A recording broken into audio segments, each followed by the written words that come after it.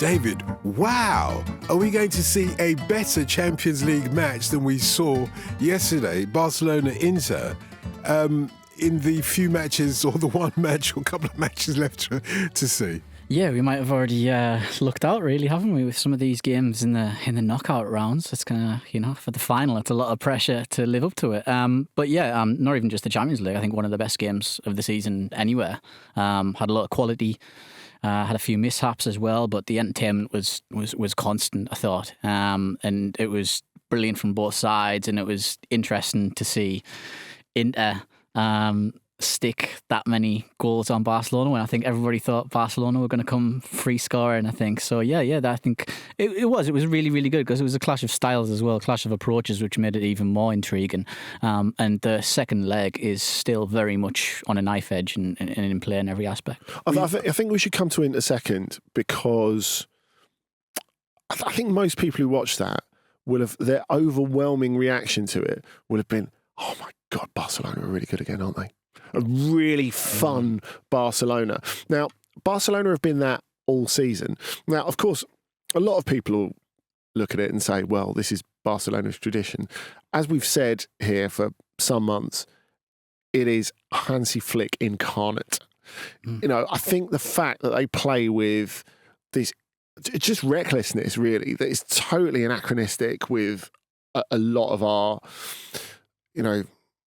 the way we look at modern football in terms of detail and data and tactics and all of those things. Of course, I'm not saying that Barcelona don't have tactics. They clearly do, and they have a very, very definable style. But at the same time, there is a very much you only live once way about the way they play. Yeah. And, I think even for a Barcelona side, that even if we think of the great Barcelona sides, if we think of not just Rijkaard's Barcelona, but Guardiola's, Luis Enrique's, which were the last Barcelona side that were anywhere near as good to watch as this one are, I think that their commitment to just joy and front footness, I think it's almost unmatchable by even any of those sides of the past, I think. I think even if you look at their centre midfield as well, neither of those are defensive players. I mean, you start with Pedri and De Jong. Neither of those are defensive-minded centre midfielders. They want to be on the front foot. I know Frankie De Jong sometimes gets pinned down as being a defensive player, but he's not. He is best when he is ball carrying. Pedri, always front foot, always looking to get the ball in the final third as well. So they just set with that shape. And then you got Olmo, Rafinha, Yamal in front of them. And it's a very, very attacking lineup. And the biggest compliment you can pay them is that even when they went 2-0 behind, you still thought, oh, they can score 3 or 4 here. And they absolutely they absolutely can do that to you. And that's the thing. And that is a brilliant thing to have over teams, that even if you're 2-0 behind, you still feel that you can be capable of turning that game around completely, not just leveling them, but winning it. I think that's the thing, isn't it? If you think of the two teams that you've had complete confidence in this year's Champions League when they go a couple of goals down, is Barcelona and PSG. So I think Barcelona in this game, it never feels like Inter have got the game folded at 2-0. Just like when Manchester City went 2-0 up at the Parc des Princes, it never felt as if they had any measure of control over the game whatsoever. And that's because the whirlwind that's coming at you. And obviously a huge part of that whirlwind is Lamine Yamal, who it's funny. I said on Ramble Reacts last night immediately after the game that it's funny in a way. I kind of wanted to criticise the commentary team a little bit on TNT for talking about Lamine Yamal as if he's this player that they'd never seen before. When he's achieved a lot in his career, he's now played 100 games for Barcelona but after this game. He's still only 17, mate. So you can understand why they're talking about him in that way, can't you? But I don't think that is it, and I think that's the whole point with Yamal. It's not an age thing. I think what makes him so great is the fact that every time you see him, it feels like the first time. Every time you see him, you feel like you're learning something new. He's showing you something new. Now, if he was, I've said it before, if he was a 17-year-old who could just like turn on the afterburners and dribble around players, you'd be like, okay, fair enough. but like he's got the footballing brain of like a 30-year-old. Yeah. It's ridiculous. His pass selection's outstanding. Unbelievable. Yeah. It's like it's better than 99.9% of players who will ever play football. And we said on here, like I said on here, like I don't know, a month and a half ago, 2 months ago, that the reason comparing him and Messi is stupid is, one, because comparing anyone to Messi is stupid, but also because Yamal is miles better than Messi was at this age. So thinking what he could develop into, it's almost futile, really. It's pointless. It doesn't matter. Like, if he retires at 23, I don't care, because can you imagine what he's able to do between now and then? He won't retire at 23, but Andy, I don't think he will either. Andy is right that every time you see Lamine Yamal, even if he rocks up with peroxide blonde hair, you're thinking, okay, you're doing the Fernando Torres thing. No one's infallible, it turns out. Exactly. It's because you got bored as well. But He's definitely 17, isn't he? Oh, you actually said, I was bored, so I just thought I'd dye my hair. when you saw that amazing goal that he scored, when you look at him, he's actually aiming for the post. He's not aiming to get the ball inside the post. He's aiming. He's like looks at it and he guides it towards the post. So there's absolutely no chance of the goalkeeper saving And that. the interesting thing is almost as if he's, with the angles that he shoots from, and we've talked about his pass selection, but with the angles that he shoots from, he's almost changing the game. It's like he's going to change the way that people defend, because it's a little bit like when, forgive me for doing this, but it's a little bit like when Steph Curry 10 years ago started changing the way that basketball was played, because the areas that he shoots from are so deep. Normally, a defender would never pick you up there. And all of a sudden, defenders have to pick him up really deep. And of course, that leaves a load of space for the rest of the team. It changes the way that basketball is played. I think the remarkable thing about Yamal, more than his goal, is the bit where he goes to the touchline just after that. And Zomer makes an unbelievable save, actually, where he makes this shot from this angle that you have no business shooting from there at all. And he nearly scores. It's not the first time he's done it this season. He's building towards making that his power move. Yeah. And like, again, that sort of everything you're ever taught about football is, it's all right, just jockey him, see him to the line. It's fine. It's fine. Well, he's not going to shoot from there, is he? He can't shoot from there. It's just not possible. Well, it turns out it is possible. And his shot technique just allows him to be able to produce that bend that is just incredibly, even if you're a goalkeeper and you've got your positioning absolutely spot on, the margin of error that he creates is incredible. Like Andy says, and you've said, he's aiming for that post. And just to get that right there on the postage stamp is really, really difficult. As great as Lamine is, and amazing, and thank you, Andy, because I think you're, well, I was surprised that you would say that he was better than Lionel Messi at that age, but now on reflection, I think there's no argument about it. I think you've got a really strong point. But was it Lamine that made the difference? Because let's not forget, Inter were in this as well. In fact, they were leading 2-0 at one point. Was it Lamine specifically that made the difference? To get them back into the game, absolutely. I think, like I said, because you know that he can get at you from anywhere, he can do you on the inside, he can do you on the outside, go into the line, and he can play that early ball as well. And he can see it and he can put it in the right spot. He normally does it, of course, with the outside, the left foot, and sort of curves its way in. It's perfect. Or he can do the in-swinger. There are so many things he can do that it's not like, say someone like who's an amazing left-footed right winger, like Arjen Robben. He's got one move. Okay, you can't stop it, but it's just the one move, isn't it?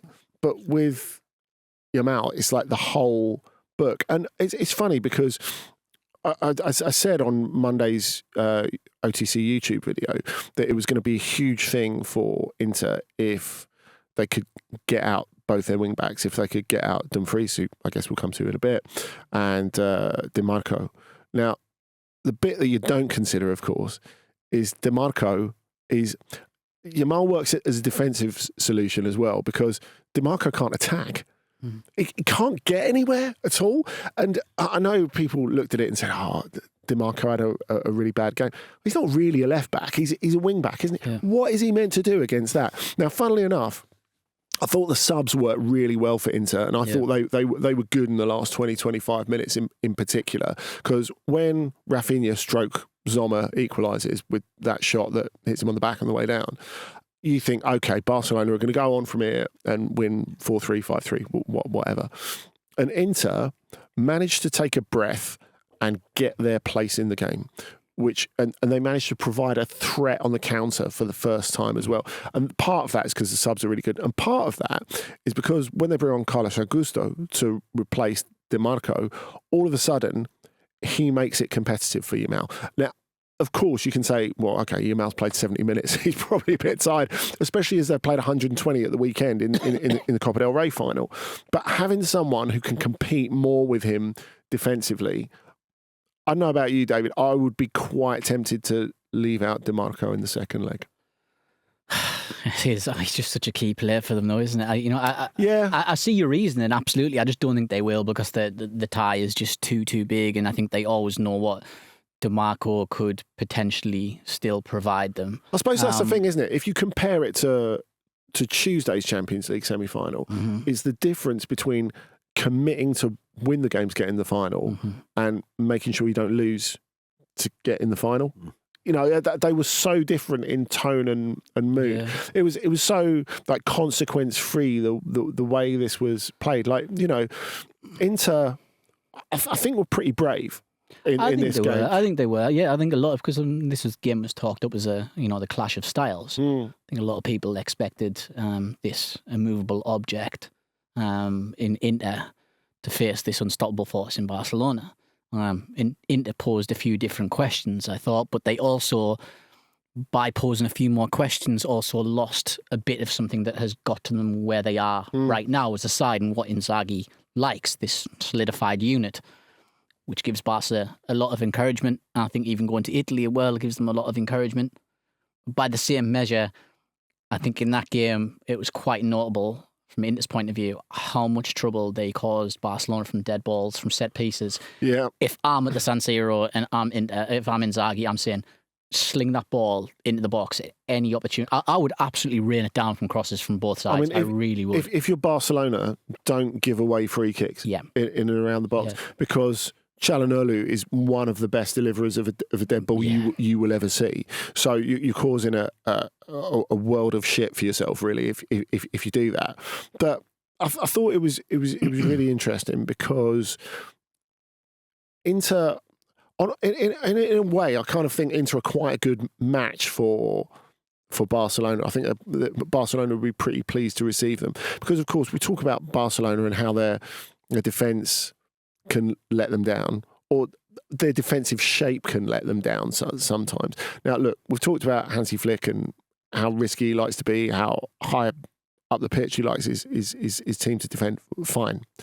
And I think that's especially fine against Inter, because they're not like PSG. They don't have the pace that can really do you on the break unless you get it over to Dumfries. Especially with Alex Balde out at the moment. I think that makes a massive difference. And Dumfries, his performance, and bear in mind he got the official man of the match for this as well. He looked really perplexed when he was receiving it. He's like, don't you want me to give it to that over there? Let's just take the photo and be done with it. But Dumfries did make a massive impact for them. And it's interesting because you think he only came back after like a month out from injury at the weekend. He played the last 25 minutes against Roma.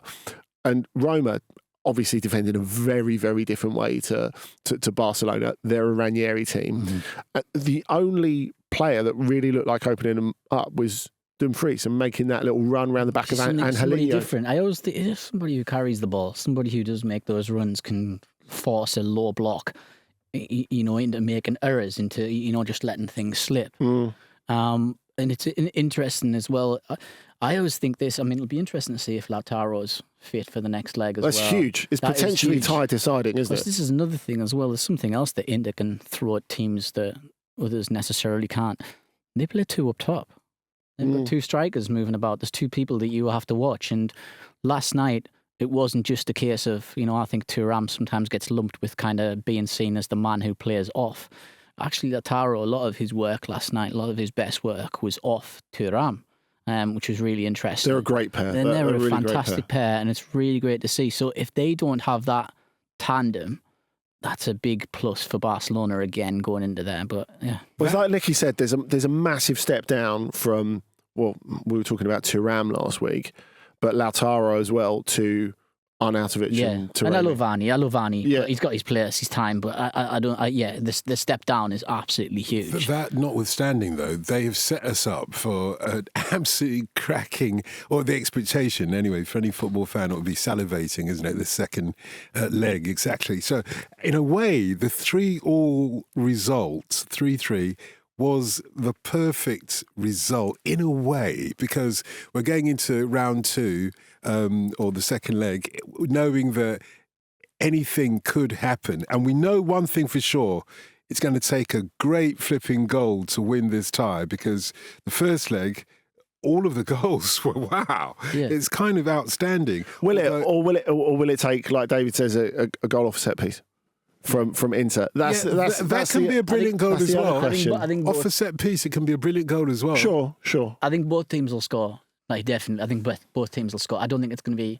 And like you say, it is the perfect result to go into. Because if Barcelona were too far ahead, say they were 3-0 up going into the second leg, people would be like, oh, Inter haven't got the firepower to come back and score 3.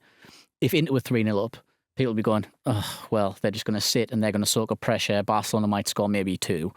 But this result is perfect. It just keeps things nice and level, and we go again from completely... For us, but what about for the teams? Because, Inter were 2-0 up.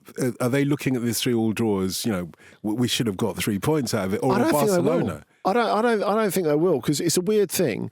If you should think the team that are 2-0 down should be grateful for the draw. And you should think the team that were 2-0 up would think, oh, that's the one that got away. But actually, I think it'll be the other way around when you look at the flow of the game.